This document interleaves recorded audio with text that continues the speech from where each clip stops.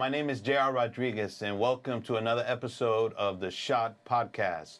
Today we have Robert, we have Rick, and we have Chewy. So, Chewy, welcome to the show. Thank you for having me. So, you are one of the henchmen. Yes, I am. Lucky you. How did you make that happen? I'm extremely lucky to have met Rick, Robert, and our good friend Michael. How'd you meet these Garcia. guys? I met them on the set of a film that we were cast in for Robert Rodriguez. And in the short time that we were together, we bonded very well. We bounced ideas off of each other. Can you say what movie that was? That movie, I believe... Red 11. Red 11. Oh, that's the only movie you did with these guys so far? Yes, so far. Ah. The first of many, I'm sure. But well, the great thing about it is that the experience shooting that film, as well as getting to know these gentlemen, has been truly an honor. And that's the one thing that they can't take away from us is that we were all together for one moment on film. So Robert, tell me about Chewy here.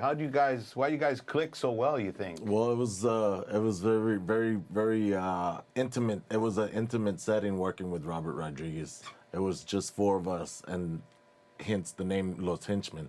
That's who we played in this movie. What does that mean, Los Henchmen? What is We that? were his money collectors. Okay, I know you can't give away too much about the movie, but Right. okay, so you guys were like loan sharks, huh? We were the loan shark boys. Ah. And we were going out to collect the money that was needed to collect it. Nevertheless, it was four of us. It was very intimate. I mean, Robert's, talking to us, and he's patting us on our shoulders, and, okay, I need you to do this, and I need you to do that, and, face to face. Wow. You can't ask for anything better than that, So no crew on the set, huh? No crew. It was just us and But his son, I think his son, what's his name, Rocket? Racer. Racer. He was working Right. the boom pole, I guess, something like Yeah. that. I'm just going by what I saw in the image, but wow, that sounds like an amazing experience. And you too, Rick, huh? Yeah, definitely. You were in there too, one of the henchmen. One of the henchmen, those henchmen. And yeah, did you get to keep the T-shirts? Yeah, we made these T-shirts Yeah. ourselves. Oh, the same as in the movie, or in the No, movie I they don't didn't? know. Oh, Actually, they started off as a joke, or just an idea in our communication together. No, so for us, we had a group and we wanted to keep in contact, and then we had some film ideas and we wanted to bounce stuff off each other. So the roles that we played as extras were henchmen, cartel-looking guys, right? So I just came up with the idea, since we're all Latinos, and just threw in there Los Henchmen, and then it stuck. So I labeled the group Los Henchmen, and we've been communicating on that one group. nice. So, what else can you tell me about yourself, Chewy? I was born and raised here in Austin. Yeah. So I've seen it. What made you want to get into like being an extra, or? Oddly enough, it was Desperado that made me do it. Robert Rodriguez's. You worked on Desperado? No, I went and saw it in the movie theater. Oh, just the movie itself inspired you. Yeah, and I was like sitting in the movie theater and watching Desperado. I already had heard about Robert's El Mariachi experience with Sundance and how it was shot here in Austin and how. Oh, you're talking about when that movie came out? Which Or Desperado? No, Desperado came out in '95. Yeah, did you watch it in '95? I watched it in 95, Okay, yeah, so yeah. when it came out, you watched it at was that like- time. And I was like, wow, this dude from Austin made this movie. And he's shooting movies probably here in Austin. It'd be great to be able to get on set as an extra, a background, something to participate, to be on the big screen just one time. Yeah, it's like, I feel the same way. Like, just being an extra in his movie, or really in any way you can participate, you feel like you're a part of history, Absolutely. Because this guy is constantly, like he made history with El Mariachi, and he has just been going up, and beyond, Absolutely. And He's done great things for the city of Austin and the filmmaking community as well. so now he's inspired you, I hear, to be a filmmaker. So now you're a filmmaker / actor. Aspiring. Aspiring. So you haven't really done any acting. You've been more of an extra. More of an extra on Even on various, as one of the henchmen. That's all you were. You didn't have any speaking lines. no speaking lines. You didn't have to rough anybody up. Where the Didn't fuck's have my to money? I had to run a little bit more than I wanted to, but it was okay. You had to run, huh? He made a good cut. All of He made it look good. Okay. I think the idea that, you know, going from watching it to actually being on the set and watching him do his thing, and then also talking with these gentlemen, it opened up a door that has given me a pathway to actually say, hey, you know, now I have this idea, and I bounced off of these gentlemen, and the first thing they said was like, that's a good idea, send it to me, I'll write the script, because we all have a different talent, a different ability, a different we all have different backgrounds, you know, backgrounds. which means that we bring different things to Absolutely. ideas and stuff. So is this an idea that you can share, or is it, you know, under your hat for right now? You know, I've always loved horror movies, and you know, I'm a little bit old school. I grew up in the '80s with Jason and Freddy and Michael Myers, the slashers and stuff like that.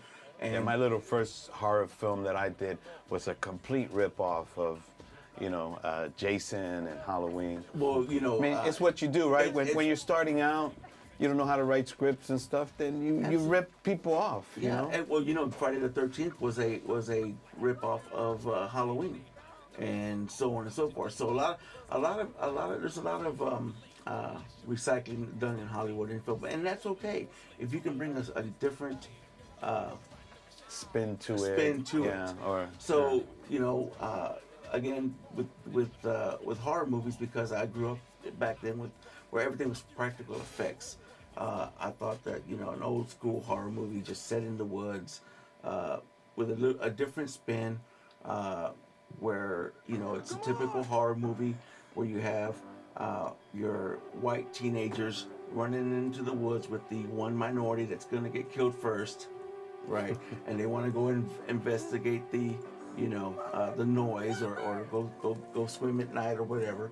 I thought it would be really funny to flip the script and have a bunch of minority cast and maybe one or two white actors, and then do a scene where, you know, the white actors are just like, hey, we come into a campfire and where everybody's drinking, we're having a good time. They pitch a story about this guy that's a killer, and they want to, you know, they tell the legend of this person that's killed so many people. And that's where the movie takes us, is through the flashbacks and building up, and as them as narrators, right? And then towards the end of the movie, the two white characters are saying, hey, isn't that crazy? Do y'all want to go camping or swimming? And every minority on the and around the campfire says no. Sounds very like Friday the 13th, right? Absolutely. Isn't Friday the 13th kind of Yes. based out in the woods? And Yes.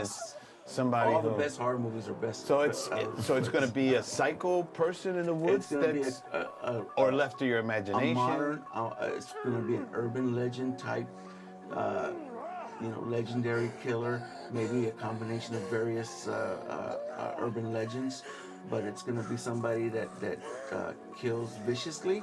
It's going to be done with practical effects, with a low budget. So it's a Those are the serial ones- killer. It's a serial killer. Yes. It's not like a Sasquatch or Oh, no. or Bigfoot. Why do you No, laugh? That's real, dude. Yeah, whatever. That exists, dude. I believe that. Yeah, absolutely. And There's those are- something out there. There's Some- something, you know, Sasquatch, Bigfoot, Yeti, whatever you want to call it. In every region, there's a different urban legend that describes the same things, and it means different things to different people, just like Santa Claus.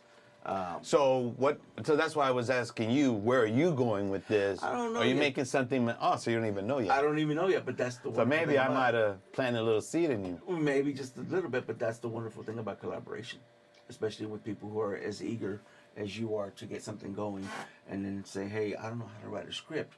Hey, I have a friend that does. I don't know how to work a camera. We have somebody that does." Is that something you guys are going to work together on?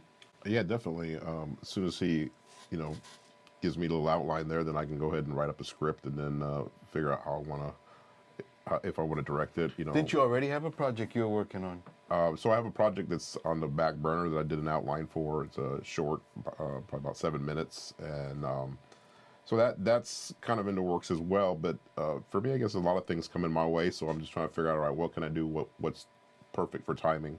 And when he threw that out, I thought it was a good idea. And I was listening to his story, and I was like, yeah, we could do this. We could How put long do you see that being? probably about less than 15 minutes, I think. Yeah, I think it's a good idea.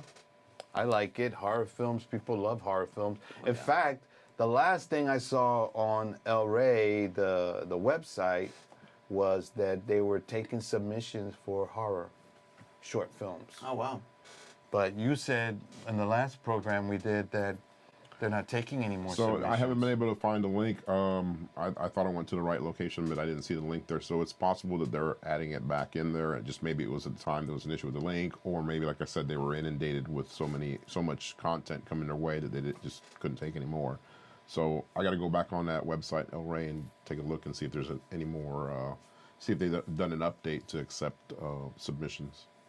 So who would you use in a movie, huh? Like your clique? So I got a little network here with Robert and Jesse and Michael. So like Los Henchmen was funny is when we were sitting there for 2 days doing the Henchmen for Robert Rodriguez. We're sitting in this studio there and just waiting for them to call our number, to come out there and do our part, do our thing, right? So while we're waiting, we're talking, and that's what always happens on the set when you're not like in front of the camera. You start meeting people and you meet other creatives, and next thing you know, it's like, hey, I got a lot of things in common. If you ever get bored on a set, here's the one thing that always starts a conversation is like, oh, you know what movie I saw last, or you know what movie I really like, and then a quiet room of actors or extras start talking, and they all start talking about movies, and you're done. Everybody's now engaged, and everybody's talking and getting to know each other. So that's kind of what we did. The funny story that I can share about the experience of filming and meeting there for the first time is we show up, and I think it was a 10 o'clock call time. So I show up I'm a little bit early, and as I pull up to the gate, the security guard says, oh, so they're letting you in at 10 o'clock. You have to just park your car right there, and then you have to wait outside the gate. So I park my car, and here I'm dressed up like a cartel guy. And I'm like, oh, this is okay. I'll wait here. And I'm like, and then the next guy gets pulled over, and they made him wait outside the studio dressed like a cartel guy. So now you've got two, and then here comes the third guy. You got three guys dressed up like cartel guys right outside the studio. So you're like, okay, this doesn't look very good. We're kind of in this neighborhood on the east side of Austin. It's like, not that this is bad, but at the same time, we're dressed up in character. So, and we looked apart. But the first thing I told myself is like, I'm not a drug dealer. I'm not a thug, or I'm not going to damage anything. I said, and neither are these guys, because they're just like me. They like film. So the minute I jumped with one of them, they all start laughing, and we're all talking about film, And so that's what you learn when you go on guys set. looked the part so well. You intimidated each other. Yeah, I was like, look at this guy. This guy looks tough. But then you realize, hey, he's an actor. He's not going to be one of these thug guys. But so we start talking, and after that, forget about it. Forget about it. Forget about it. Forget about it. Mm-hmm. So what role you see this guy playing in it? Robert. There's the slasher right there. It's gonna start with old man and then fill in the blank. So is this going to be something serious or funny? I think at its base, I think a lot of the horror movies from the 80s start off as trying to be scary and serious, but they end up being campy. You got to have some comedic breaks. You've got to have some, you got to chop it up with some comedic breaks, some nudity, some heavy metal music. Need some in strippers. There. Yeah. I mean, is there anything Some else? blood. Some blood. Yeah. So, gore. you got to adhere to all the rules. Screaming. And screaming. But yeah, I think Robert would be a great killer or Slasher. Would we even call a serial killer in a movie a protagonist now these days? I think 'cause a lot of people cheer for the killer these days in the movie theater. Some people do.